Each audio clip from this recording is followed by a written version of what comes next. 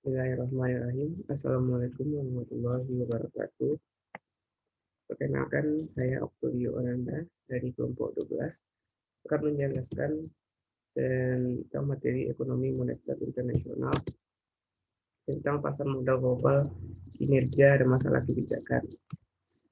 Pembahasannya yang pertama yaitu pasar modal internasional dan keuntungan dalam perdagangan. Yang kedua, perbankan internasional dan pasar modal internasional. Yang ketiga, regulasi perbankan internasional.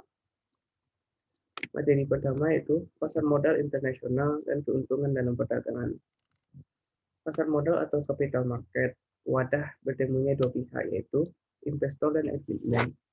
Investor berperan sebagai pihak yang memiliki dana, sementara itu emitmen adalah sebuah badan usaha yang membutuhkan modal dan mengeluarkan surat berharga untuk diperdagangkan. Pasar modal internasional ditandai dengan beberapa hal seperti kebebasan yang diperoleh para investor, broker, dan emitmen untuk melakukan investasi atau usaha di banyak negara. Kebebasan tersebut didasari oleh adanya keuntungan yang diperoleh oleh para pelaku pasar modal tersebut. Keuntungan dalam perdagangan. Kegiatan ekspor dan impor memberikan dampak positif dari perdagangan internasional.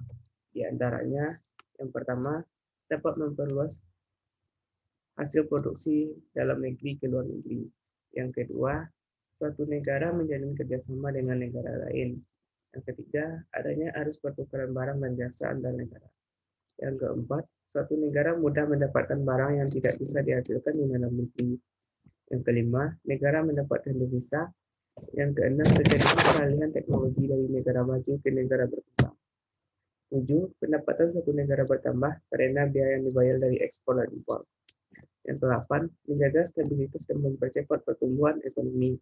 Yang ke-9, menjalin kerjasama dan persahabatan antar negara. Perbankan nasional. Pertumbuhan bisnis internasional lahir sejak Perang Dunia Kedua, telah dibarengi dengan pertumbuhan pusat keuangan internasional. Dengan perbankan internasional, setiap lembaga perantara utama di pusat keuangan tersebut. Perbankan internasional mendukung dan membantu aktivitas bisnis perusahaan tradisional perbankan internasional terkonsentrasi pada beberapa kota yaitu London, Tokyo, dan New York. Ada 3 jenis transaksi yang terjadi di pusat-pusat keuangan tersebut. Yang pertama, menyediakan dana bagi pelanggan domestik dengan peran klasik menjembatani antara investor dan peminjam. Yang kedua, melayani pasar internasional di mana dana domestik disalurkan dengan langganan di luar negeri atau dana dari luar negeri disalurkan untuk langganan domestik. Yang ketiga, melayani pasar offshore di mana dana luar negeri disalurkan untuk langganan luar negeri. Jadi jenis perbankan. Yang pertama, koresponden bank adalah bank yang berlokasi di negara lain dan memberikan jasa kepada bank lain secara koresponden, yaitu lewat fax, surat, dan lain-lain. Yang kedua, representatif office adalah kantor kecil yang dibuka untuk memberikan jasa konsultasi kepada bank, langganan, serta bank koresponden. Yang ketiga, banking subsidiaries merupakan bank yang terpisah namun dimiliki seluruh atau sebagian besar sahamnya oleh bank induk atau bank asing. Yang keempat, affiliates adalah bank yang secara lokal terpisah dan dimiliki sebagian, namun tidak selalu dikontrol oleh bank asing. Regulasi perbankan internasional. Yang pertama, membiayai impor dan ekspor. Yang kedua, memperdagangkan falas dan currency option. Yang ketiga, meminjam dan meminjamkan dana dari pasar eurensi. Yang keempat, mengorganisasi dan berpartisipasi dalam kredit sindikasi internasional. Yang kelima, menjamin obligasi Eropa. Enam, terlibat dalam pembiayaan forex. Yang tujuh, menyediakan jasa manajemen kas internasional. Yang ke-8, beroperasi sebagai bank lokal yang melayani penyimpanan deposito dan kredit mata uang domestik. 9, menyediakan informasi dan memberikan nasihat-nasihat bagi pelanggan. Yang ke-10, pusat-pusat keuangan internasional.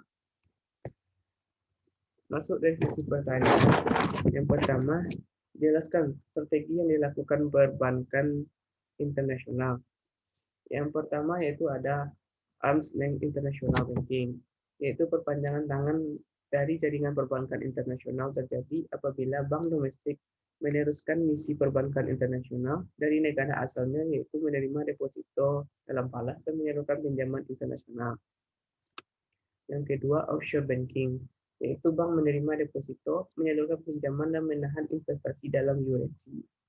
Yang ketiga, host country banking, yaitu bank menawarkan segala jasa pelayanan di negara lain lewat cabang dari bank induknya.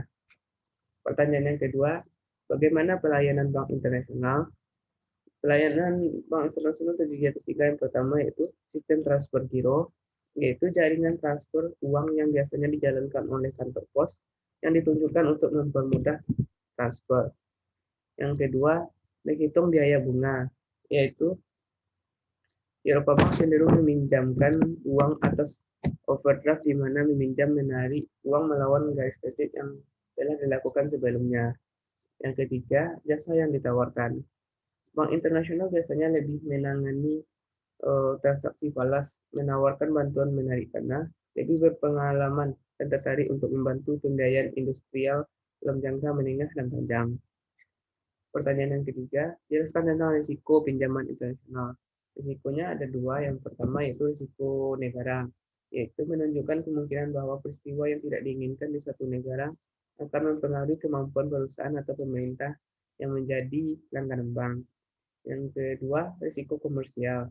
Risiko ini berkaitan dengan kemungkinan perkiraan bahwa langganan internasional tidak mampu membayar utang-utangnya karena alasan bisnis.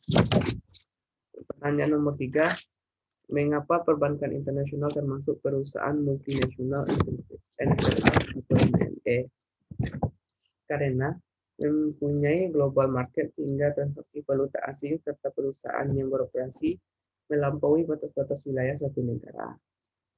Pertanyaan yang kelima, jelaskan dengan menggunakan apa yang menjadi pertimbangan perbankan untuk masuk ke global market. Karena nasabahnya sudah melakukan transaksi valuta asing global market sehingga sudah menjadi tuntutan bangsa besar. Mungkin hanya sekian yang dapat saya sampaikan. Lebih dan terkurang saya mohon maaf. Assalamualaikum warahmatullahi wabarakatuh.